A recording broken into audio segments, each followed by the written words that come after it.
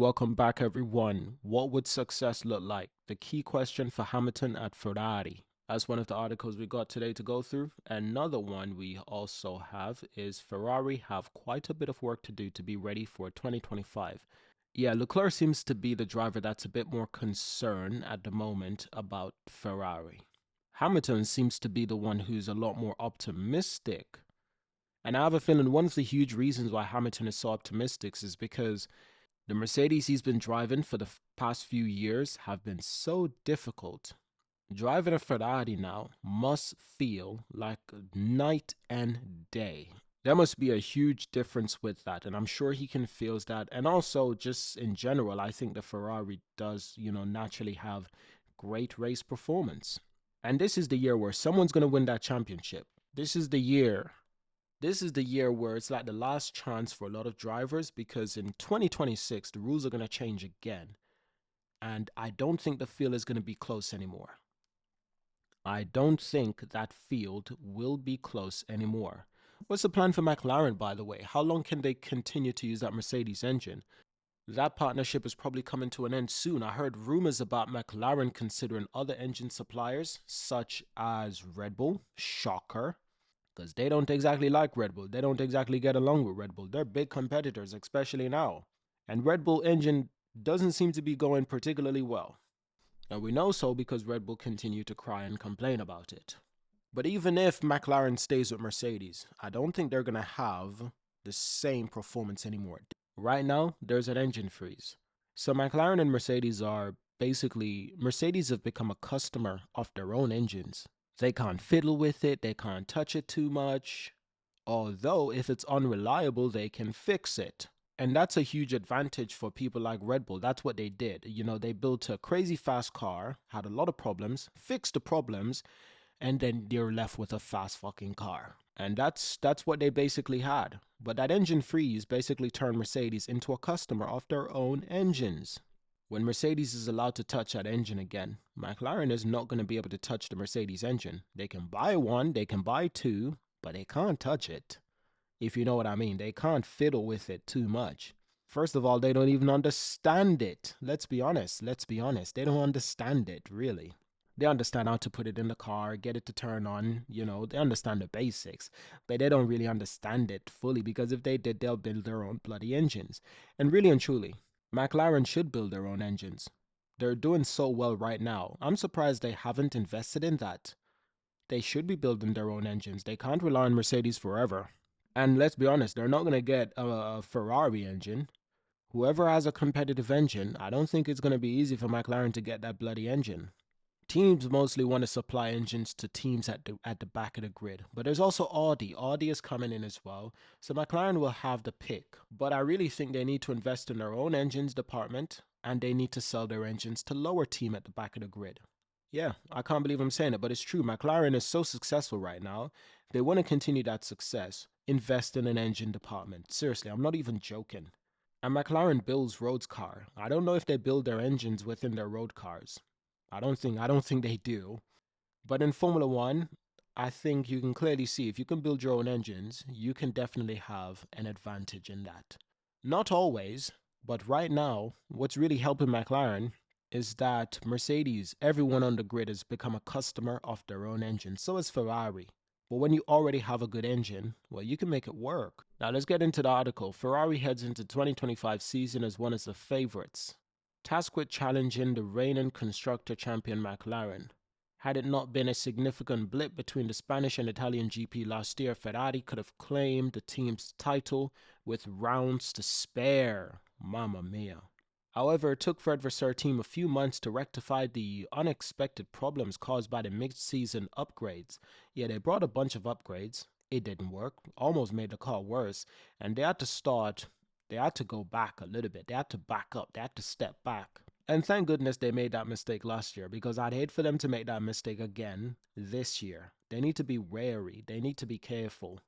So while providing a limited factor in last year's success, the Scuderi's were optimistic that a productive winter break could bring them back into constructors, could put them back into contention for both championships. See, not just one championship, they want both.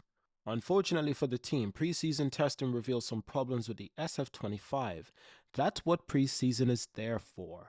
It's supposed to reveal problems. You're supposed to have problems. If you don't have any problems, great. And I think that was the case with Mercedes, but Mercedes is known for being reliable. I'm not surprised that Ferrari had problems. I'm happy they had problems. If they're going to have problems, please let it be now, early in the season.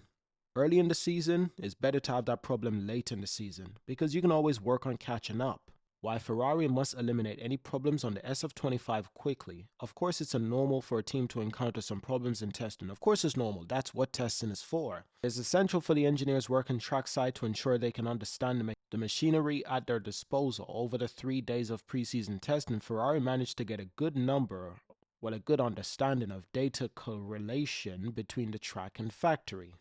Generally speaking, there is no panic about the SF25 producing data that is consistent with the wind tunnel and similar. Last year's baseline has given Ferrari a good platform to build on for 2025. With that said, the Maranello-based team outfit still encountered some unexpected issues in Bahrain testing. I remember the last day, Lewis couldn't really complete his testing because I believe there might have been an hydraulic problem. So not only is Ferrari raw pace in question, with the McLaren MCL39 seemingly enjoying a notable edge, but the SF25 handling also created some headaches in Sakhir. This is an especially critical point for Charles Leclerc and Lewis Hamilton, who will demand a car with a wide operating window as the year commences in Melbourne. This generation of cars have shown a small operating window, something Mercedes have significantly or consistently suffered, can create very inconsistent results. Leclerc says further improvements needed before season opener. Speaking after 3 days of preseason testing, Leclerc explained that Ferrari are conscious of the McLaren threat. Well, I think everyone is. Just seeing how fast that McLaren is and how comfortable it was, yeah, we're expecting McLaren to be 2, 3, 4 tenths ahead. It would be scary if they're 6 tenths ahead. Then I don't think there's any point even trying to catch them. But if they're 2, 3 tenths ahead, I don't want to say 4. That's difficult to catch. But 2, 3, that might be catchable. But here's also another thing. McLaren has been known to have a slow start in most recent years in season openers. So McLaren being this, their car being this responsive and promising so early in the season, I wonder if it will only get better for the McLaren boys as the season continues. Yeah, teams should be afraid and wary. McLaren has been building good cars recently, and this car might just be a diva for McLaren. Charles Leclerc also had some statements, and I quote, "As much as testing is all about focusing on ourselves, whenever there's an obvious race run, you always look a little bit at what the others are doing. But we don't know the conditions McLaren are running. So it's a first glimpse of what we can expect, but there are a lot of unknowns. I'll tell you one thing though. After McLaren pumped in a couple fast laps, they just chilled out and slowed it down for the rest of this, the testing. And that's even more scary because they're like, okay, pace is not a problem. We just need to work on other things like, race run, stuff like that. But one lap pace, roll speed, that wasn't a problem for McLaren. So for me, for the fact that they just kept on going slow for the rest of the testing, that was suspicious. I was also suspicious of Red Bull. I think in terms of Ferrari and Mercedes, I believe Ferrari and Mercedes might be closer than we think. In terms of, performance, they might be closer to each other than we think. But all in all, it sounds like it's going to be a competitive season. It sounds like it's going to be close. And that's what we wanted, wasn't it? Just as long as one team is not too far ahead. Leclerc went on to say, "So we need to take this with a pinch of salt. However, it was really, really important to run to understand where we're lacking compared to them, but also to compare our own feeling. Unlike McLaren, Fred Vasseur team are incorporating a new driver into their ranks, ensuring that the SF25 behaves predictably, if essential, and that's essential if Lewis Hamilton is to perform at his best. To put a significant burden on Charles Leclerc, whose expectations or experience at Maranello will be essential for Ferrari to progress as 25 development continues." He went on to say, as I've been saying for quite a few times, we have quite a lot of work to be ready for Melbourne, so that's what we're trying to find and work for with Lewis. With the Australian GP weekend just a few days away, Ferrari will soon have their first concrete aspiration about their winter development and title chance this season. And I'll say the first race is not a clear indication. It's a good indication of where you are with your car performance, but it's not a clear indication. I need 5 to 10 races before I fully understand where individual teams are at. Because so much can change in Formula One. It's rare that we see a huge performance, boost. We'll see small performance boost, teams catching up, teams slowing down. So I think about the first 5 race will give us a clear indication. And thankfully, we got Bahrain, I believe, and we got China as well. Or is it Japan? I think it's Japan actually. I think it's China and Japan and Melbourne. So those few first race, they're really good to assess individual performances of cars. So that is a huge positive.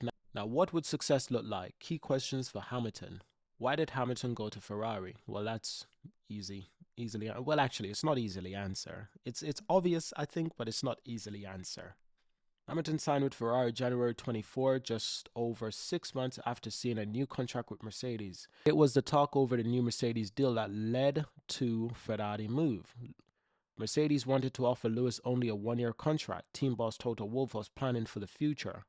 The 7-time world champion knew he wanted to stay in Formula One longer, and he made that perfectly clear. So for Toto and Toto's, team and the other owners of, Mercedes AMG, Petronas, Formula One team, for them to still only offer him a 1-year contract, in my opinion, that was a little bit cheeky.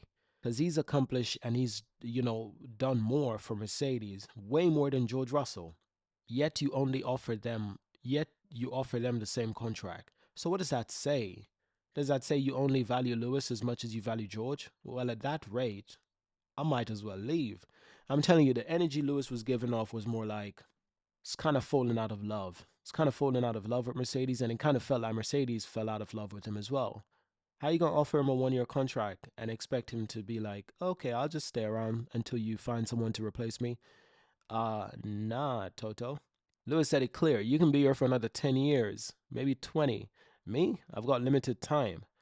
2, 3, 4 more years, that's it. That's a wrap. But if I win that A title, I'm going to try and continue. He made his feelings clear. But really and truly, Toto didn't want to miss another opportunity with Max Verstappen, and he didn't want to lose Kimi Antonelli, although Kimi should have been happy with being sent to the back of the grid in a Williams for a few years or to another team. But also, and it would have been easier to send him to a Williams because, if Lewis didn't move, Carlos wouldn't have moved, and the Williams seat would be open for Antonelli. So it's really strange that they could have offered him but maybe Lewis wanted, not a 2 years deal, but maybe he wanted a 3 or 4 years deal. And Mercedes like, no, what we can offer you is a 1-year deal. And they didn't even bother to meet in the middle because I don't think neither of them wanted to meet in the middle. While Lewis wanted that long contract, he's never really wanted a long contract before. He's always usually does 2 years deals, I believe. But I think, we all admitting that, this is his final stretch of his career. So he probably wanted a 3 or 4 years deal because that would get him to number 44 and then he can retire happily. And, it's very clear that he's not stepping away from Mercedes because they won't be a winning team again.